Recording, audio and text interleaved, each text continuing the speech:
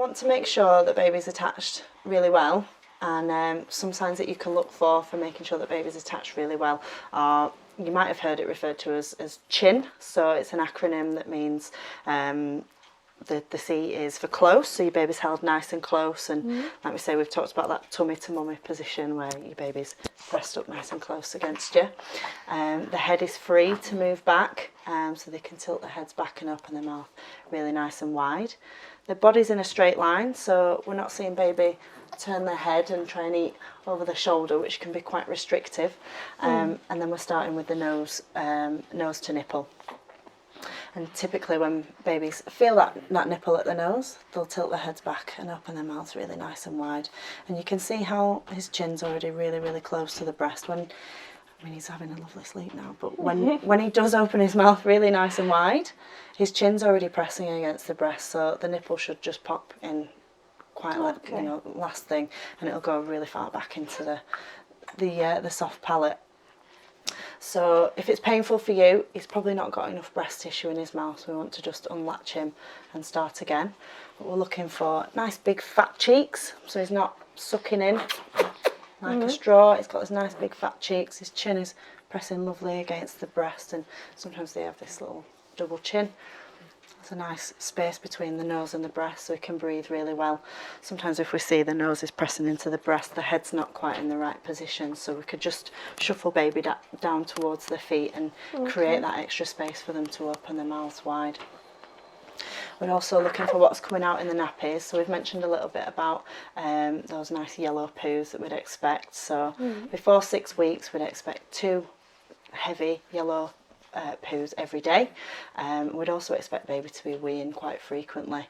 Nappy should be getting quite heavy with urine. It's usually 1 wee on day 1 and 2 wees on day 2 and 3 wees on day 3 and so on. But after day 4, we'd expect lots and lots of wees and poos. More is fine, but anything less than 2 wees or 2 poos in a day would need to be monitored by a healthcare professional, or you might need to have a feeding assessment with somebody to make sure baby's attaching really well. Okay. Yeah, that's good to be able to check what's going in. Yeah. Through what's coming out. That's it. If it's coming out, it's going in, basically. Okay. You know, and you can be reassured by that, as well as monitoring baby's weight gain. Yeah, I had him weighed, and he did put weight on, but it wasn't following the curve in the red book. Okay. So I was just wondering, you know, is there something I should do about it? Is that normal, or? Sometimes babies do drop a little bit on the growth curve. Normally what we do if a baby isn't gaining weight as expected is just do this kind of feeding assessment and just look at how baby's being fed and how often baby's being fed. Usually it's because baby's maybe not getting enough feeds in 24 hours, or the positioning and the attachment of the breast is not optimised, so they're maybe not getting as much milk as they could at each feed. So we've already gone over those signs of really good attachment. So what we would then look at is that responsive feeding, looking at baby's really early feeding cues. Sometimes people are waiting until they're showing the late feeding cues, which are, you know, bringing their hands to their mouth and quite frantic movements, and then even crying before they start to get baby to feed. And by that point they're quite hungry, and they might fall asleep at the breast without having had a full feed because they've used so much energy already. Yeah, he does that sometimes. Yeah, so we want to look for those really early feeding cues, and in the early days it's essentially as soon as your baby kind of wakes up and starts looking around for you. And usually they're quite amenable to feeding at that time as well. It's a lot less distressing for them to get onto the breast when they're just feeling those early hunger signs. Once they're at that stage of crying, they might be quite worked up, and we might have to spend a bit of time calming them down before we can actually get them onto the breast. So the early feeding cues, like I said, are just essentially when they open their eyes and start looking around for you.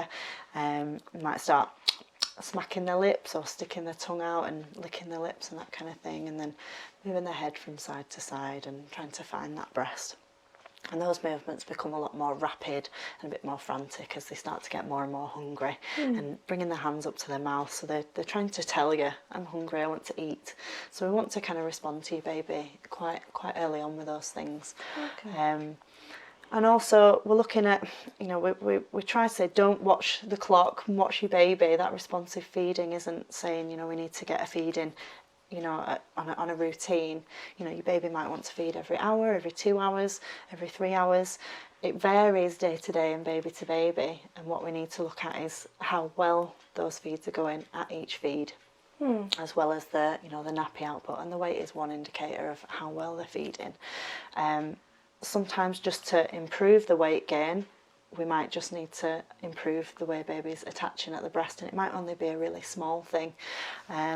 Sometimes mums take babies off the breast before they've finished feeding, so that's something to be mindful of, making sure baby's coming off the breast by himself, and then you might want to offer the other breast at the feed as well.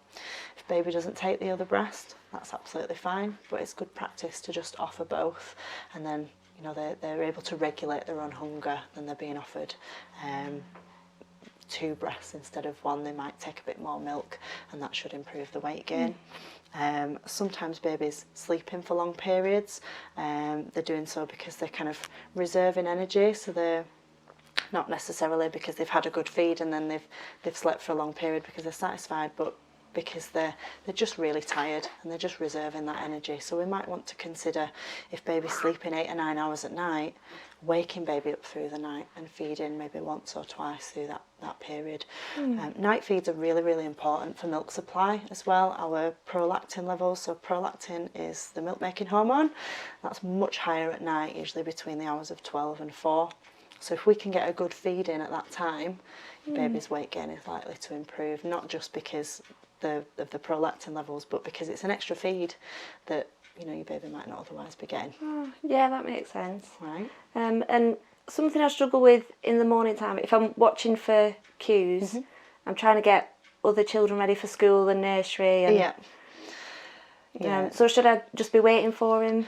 No, if he's not queuing, you know, if he's happy, you know, laid down on a play mat and just, you know, watching everybody run around getting ready, it's absolutely fine. You might want to consider feeding him before you get up and start doing the rest of the morning, the school run and your morning routine. You know, some mums use slings to feed their babies in as well, so they've got their hands free to get on and help the other children. But if your baby's not showing those cues, then the likelihood is that they're not hungry at that time, and we don't necessarily need to offer them a feed. But again, we need to be responsive to our own bodies. If you're feeling really full and engorged, or if you've got any lumps in your breasts, you might want to offer your baby a feed as a priority in the morning. Any blockages that aren't dealt with can very quickly lead to mastitis, which is a quite serious infection. So we're managing our own breast health as well by being responsive to our bodies and our babies. Okay. If you have ongoing concerns about your baby's weight, obviously your health visitor when you go to the clinic is the first port of call. If after you've put in all those extra feeds and things aren't quite going how you'd expected, then you might want to ask your health visitor if there's any additional support that can be offered for you, or if they can help create a more robust feeding plan. And we can also be there alongside if we wanted to arrange a home visit so that you've got somebody familiar with you, and so we can work together to make sure that you're getting the support that you need and that all the information that you're getting is accurate. All right? Okay, yeah, sounds good.